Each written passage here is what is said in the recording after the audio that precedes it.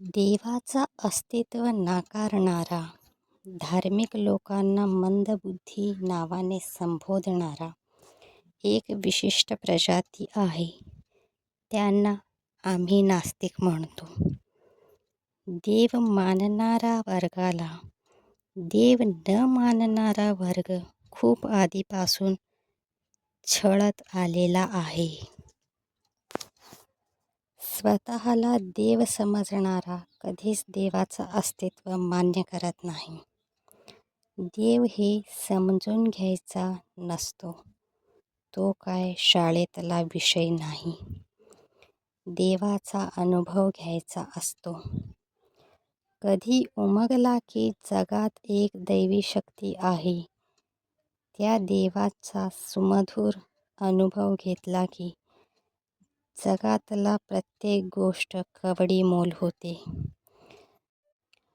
जगात 2 प्रकारची श्रीमंती आहे, असं माझं मानणं आहे. एक प्रापंचिक श्रीमंती आणि दुसरी म्हणजे पारमार्थिक श्रीमंती. प्रापंचिक श्रीमंती डोळ्यांनी दिसते.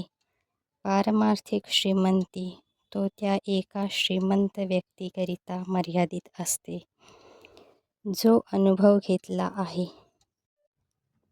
प्रापंचिक श्रीमंतीच्या यादीत प्रत्येक वर्षी नाव बदलत असते, पण पारमार्थिक श्रीमंतीच्या यादीत एकदा का नाव गेला की तो युगानुयुगे तशीच राहते.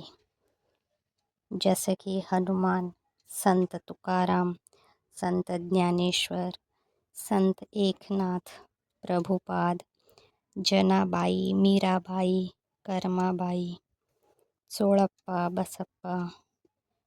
कोणी श्रीराम तर कोणी पांडुरंग, कोणी श्रीकृष्ण तर कोणी जगन्नाथ, कोणी स्वामी समर्थ असे अनेक रूपात देवाला अनुभवलंय.